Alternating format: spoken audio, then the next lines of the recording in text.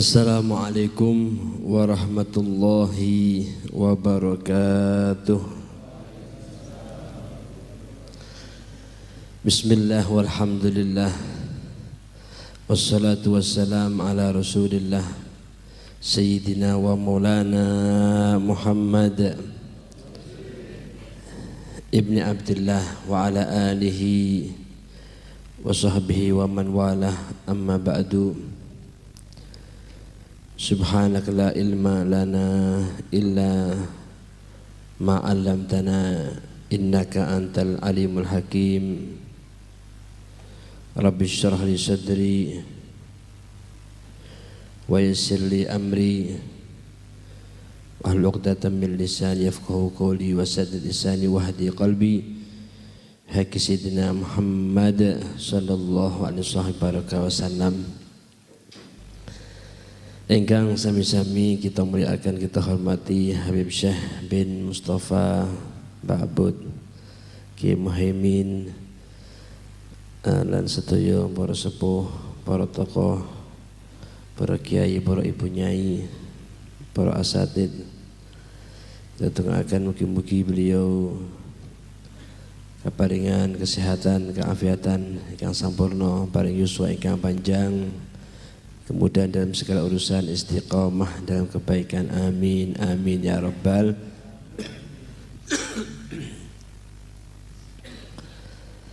Hadirin hadirat, bapak ibu, rekan-rekan, adik-adik jamaah Jalsatul Itsnain Anwarus Shalihin rahimakumullah wa hafizakumullah. Alhamdulillah, kita panjatkan puji syukur kehadirat Allah Subhanahu wa taala ingkang sampun nakdiraken kawula panjenengan sedaya saged hadir wonten majelis ingkang mulya, panggilan ingkang mulya menika. Mugi-mugi napa ingkang dados hajat kula panjenengan sedaya, baik hajat dunia lan kula hajat akhirah, mugi-mugi dipun kabulaken Allah Subhanahu wa taala. Berkah majlis kemuliaan majlis menika, berkah keagungan kanjeng Nabi Muhammad sallallahu alaihi wasallam. Amin amin ya rabbal alamin. Hadirin hadirat yang dimulakan Allah Subhanahu wa taala, di bulan Rajab kawula panjenengan sering atau diulang kembali kisah tentang salah satu mukjizat terbesar Nabi Muhammad SAW, yaitu Isra dan Mi'raj.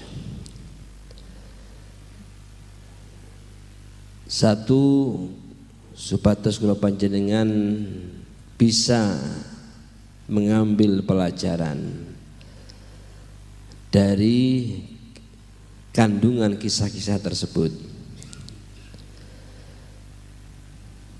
dan juga ketika kisah itu berkaitan dengan Rasulullah SAW, maka berapapun kisah itu diceritakan akan menjadi sebab turunnya rahmat Allah Subhanahu wa ta'ala. Sebagaimana dalam kitab Ihya disebutkan, inda dzikris sholihin tanzilur rahmah. Ketika disebut orang soleh, diceritakan orang soleh, maka rahmat Allah akan turun. 2 orang, 3 orang cerita orang soleh, maka perkumpulan tersebut akan mendapatkan rahmat Allah Subhanahu wa ta'ala. Nah, bagaimana kalau yang diceritakan adalah as-salihis sholihin, orang yang paling soleh, pemimpin orang yang soleh, yaitu Nabi kita Muhammad sallallahu alaihi wasallam. Di antara hikmah yang bisa kita petik dari kisah Isra dan Mi'raj Nabi Muhammad SAW, Sebagaimana kula panjenengan tahu bahwa Isra adalah perjalanan di malam hari dari Masjidil Haram di Mekah menuju ke Masjidil Aqsa di Palestina dengan beberapa kali transit di Thaibah, nama lain dari kota Madinah sebelum Nabi hijrah. Kemudian transit di Madian, di bawah pohon yang dahulu pernah dibuat istirahat oleh Nabi Musa alaihissalam ketika beliau capek, payah, lapar setelah dikejar-kejar oleh pasukannya Fir'aun. Kemudian transit lagi di Bukit Tursina, yaitu bukit di mana Nabi Musa menerima wahyu dari Allah Subhanahu wa taala dan beliau mendapatkan julukan Kalimullah. Nah, kemudian transit lagi di Baitul Lahmin atau sebutannya sekarang Bethlehem, satu kota atau satu desa di mana dahulu Nabi Isa alaihissalam dilahirkan. Nah, baru kemudian menuju Baitul Maqdis di Palestina. Di situ Nabi sholat bersama para rasul, para anbiya, para malaikat, dan beliau menjadi imam. Selesai, nah, kemudian Mi'raj, Nabi dinaikkan, dimi'rajkan. Jadi diturunkan Mi'raj, Nabi melangkahkan kakinya ke situ, lalu itu naik ke langit pertama. Begitu juga dari yang pertama, kedua, ketiga, sampai disebutkan Mi'raj ada 10. Jadi kalau gambaran sekarang, ya gambaran mudahnya ya seperti orang naik lift, naik turunnya seperti naik lift. Sampai 10 Mi'raj. Setelah itu di situ Rasulullah munajah langsung dengan Allah Subhanahu wa taala dan mendapatkan perintah salat yang asalnya 50 kemudian dikurangi 5 sampai menjadi 5 waktu. Nah, selesai beliau turun lagi ke Masjidil Aqsa, lalu beliau naik buraq yang pada waktu itu ditambatkan, ya, diikat di salah satu batu di dekat Baitul Maqdis. Lalu beliau naik buraq pulang kembali ke Masjidil Haram di Makkah.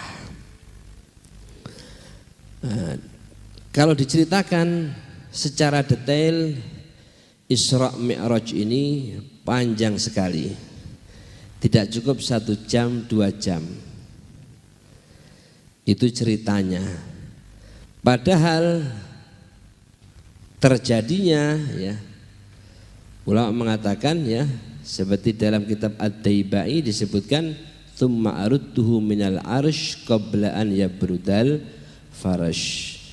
Aku Allah Subhanahu wa taala mengembalikan Rasul SAW ke tempat pembaringannya sebelum tempat pembaringan beliau hilang hangatnya. Jadi masih beliau diangkat oleh 3 malaikat Jibril, Mikail, Israfil untuk kemudian Isra Mi'raj, ya. Ada pembelahan dada sebelumnya, kemudian Isra Mi'raj kembali lagi, tempat pembaringan beliau tadi itu hangatnya belum hilang. Nah, ada yang menyatakan kira-kira adalah kurang lebih 1/3 jam atau 20 menit. Kejadian yang panjang, ya, kalau diceritakan berjam-jam, tapi hanya terjadi kurang lebih 20 menit. Ya kok bisa? Ya itulah namanya mukjizat, suatu yang luar biasa. Nah, makanya kula panjenengan bukan dengan akal tapi menghadapinya dengan iman.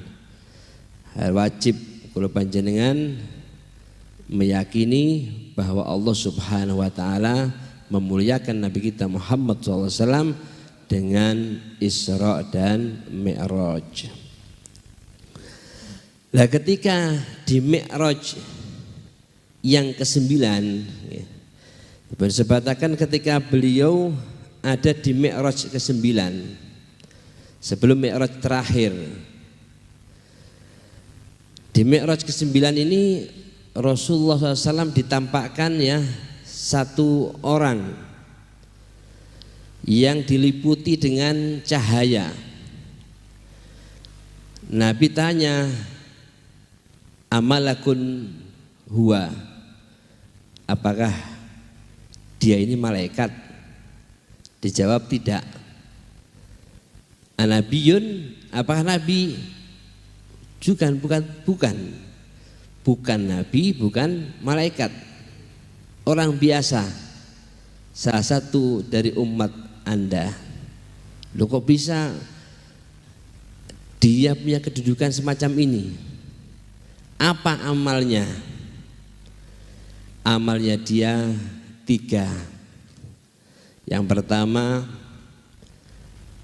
kana lisanuhu rotban, kana lisanuhu, kana fit dunya lisanuhu rotbun bidzikrillahi ta'ala. Semasa di dunia orang ini lidahnya selalu basah dengan zikir kepada Allah Subhanahu wa ta'ala. Jadi lidahnya tidak berhenti dengan zikir. Apakah terus bawa tasbih? Ya tidak harus ya. Bahkan dikatakan kalau kita mengerjakan zikir-zikir yang sehari-hari itu sudah bisa dikatakan orang yang zikir banyak berzikir, yang basah lidahnya dengan zikir kepada Allah Subhanahu wa taala. Mulai panjenengan bangun tidur zikir, mau masuk kamar mandi zikir, keluar kamar mandi zikir lagi, mau pakai baju zikir.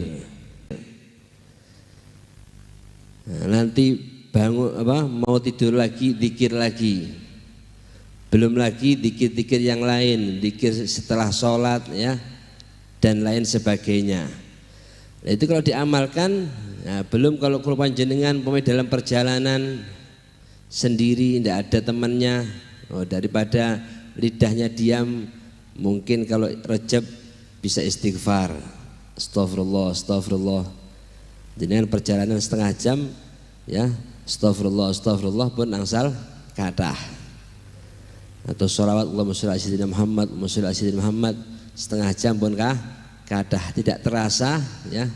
Naik mobil, naik sepeda motor, perjalanan setengah jam, 1 jam sudah dapat zikir kathah. Ini orang yang semasa hidupnya lidahnya basah dengan zikir. Nah, dan zikir itu enggak mudah gitu. Kalau panjenengan ketika sakit lidahnya berzikir kepada Allah, berarti sebelum itu Allah Subhanahu wa taala sudah menghendaki panjenengan ini untuk mendapatkan anugerah dari Allah Subhanahu wa taala. Berarti panjenengan sudah hamba yang memang Allah mudahkan untuk mendapatkan anugerah rahmat Allah Subhanahu wa taala, sehingga Allah Subhanahu wa taala mudahkan lidah kula panjenengan untuk berzikir kepada Allah Subhanahu wa taala. Fadhkuruni adzkurkum. Zikirlah kalian kepadaku, ingatlah kalian kepadaku Allah. Adzkurkum, aku Allah akan ingat dengan kalian. Ingat dengan apa? Ya dengan anugerahnya, dengan rahmatnya, dengan rizkinya, ketenangannya dan lain sebagainya. Nah, berarti kalau panjenengan ketika sakit zikir berarti kalau panjenengan memang dipilih Allah Subhanahu wa taala untuk mendapatkan semua yang sampun disiapkan oleh Allah Subhanahu wa taala bagi orang-orang hamba-hambanya yang mau berzikir. Nomor kali amalan tiang niki nggih wa qalbuhu mu'allaqun bil masajid, hatinya terpaut dengan masjid. Jadi begitu keluar masjid dia sudah ada rencana untuk balik teng masjid malih. Karena senang dengan masjid, senang dengan sholat. Begitu selesai sholat maghrib, dia sudah berpikir, nanti saya sholat isya, masuk isya jam berapa? Saya mau sholat isya di mana, bersama siapa? Jadi pun direncanakan ya. Selesai sholat isya sudah berpikir sholat subuh. Subuhe sakniki jam pinten. Terus nanti saya sama sholat subuh mau di mana? Nah, sama siapa?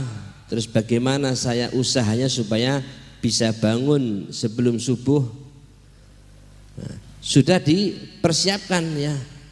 Jadi karena apa? Karena merasa ini adalah hal yang penting baginya, sehingga hatinya terpaut dengan hal tersebut. Sesuatu kalau hati kita terpaut dengannya, berarti kan kita anggap itu adalah hal yang penting. Nah, ini orang ini qalbuhu mu'allaqun bil masajid, hatinya terpaut dengan masjid. Masjid itu tempat nopo? Tempat sholat. Artinya dia hatinya terpaut dengan sholat. Terus ya, yang paling utama yang dipikirkan adalah sholat. Hadirin yang dimuliakan Allah Subhanahu wa taala. Yang terakhir, yang ketiga, amalan orang ini adalah walam yatasabba walidayhi qattu, dan tidak mencaci kedua orang tuanya sama sekali. Ini ada yang ditanyakan, loh apa mungkin ya seorang anak mencaci orang tuanya? Apakah mungkin seorang anak ngejek orang tuanya? Ya, zaman itu mungkin tidak ada ya. Kalau zaman sekarang Masya Allah ya, macam-macam ya. Ada yang anak membunuh orang tua, na'udzubillahi min dzalik. Masa ada anak mencaci orang tua? Apa ada? Tidak, dia tidak mencaci langsung. Dia mencaci orang tuanya orang lain. Akhirnya orang yang dicaci tersebut balas mencaci orang tuanya dia. Nah, maka secara gak langsung berarti dia menjadi penyebab orang tuanya sendiri dicaci, karena dia lebih dulu mencaci orang tua orang lain. Atau bisa juga dia melakukan perbuatan buruk, perbuatan yang buatan sae. Wah, akhirnya kan dikatakan, loh kan biasanya kadang-kadang kalau seorang anak melakukan perbuatan yang buatan sae, kadang-kadang kan sing dicanda napa orang tuanya. Kadang-kadang yang dicanda kerabatnya atau gurunya, orang dekatnya ya. Ada satu anak melakukan satu keburukan, oke, anak sapa iki? Anak sapa kok kurang ajar. Nah, padahal orang tuanya tidak ikut-ikut ya, tapi dapat getahnya. Nah,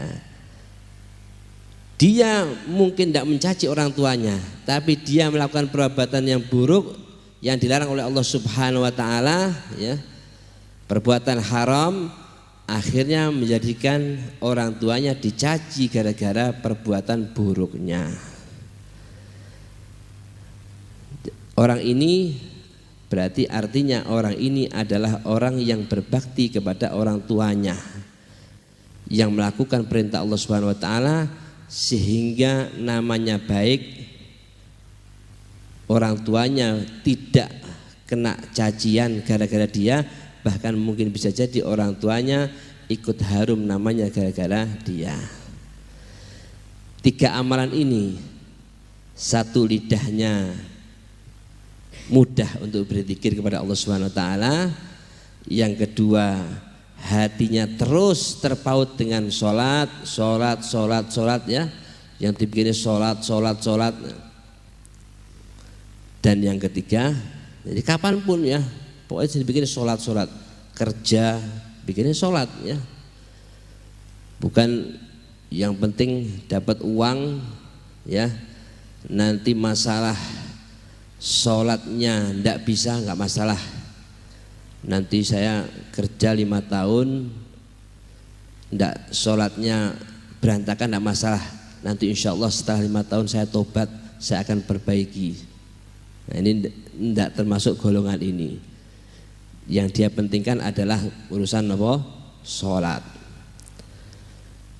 Dan yang ketiga adalah dia berbakti kepada orang tua, tidak melakukan hal-hal yang diharamkan Allah Subhanahu wa taala, yang menjadikan orang tuanya dicaci gara-gara perbuatannya. Orang yang melakukan 3 hal ini dalam permisalan ya, Allah Subhanahu wa taala tampakkan orang ini berada di Mi'raj ke-9 dan diliputi cahaya Allah Subhanahu wa ta'ala. Mugi-mugi kula panjenengan nggih termasuk umatipun Kanjeng Muhammad SAW ya, yang dilihat oleh beliau ada di Mi'raj 9, mendapatkan kedudukan yang tinggi di sisi Allah Subhanahu wa ta'ala. Amin Allahumma amin. Mugi-mugi di antara hikmah yang bisa kepetik itu mudah-mudahan manfaat dumateng kula panjenengan sedaya. Masih banyak hikmah-hikmah tentang Isra Mi'raj ya. Mudah-mudahan kula panjenengan hadir teng majelis menika, mudah-mudahan nanti bertambah ilmu kula panjenengan, bertambah pengetahuan kula panjenengan, sehingga kula panjenengan di dalam meniti kehidupan ini menjadi semakin baik, semakin sae. Amin Allahumma amin. Hadza min afu minkum. Assalamualaikum warahmatullahi wabarakatuh.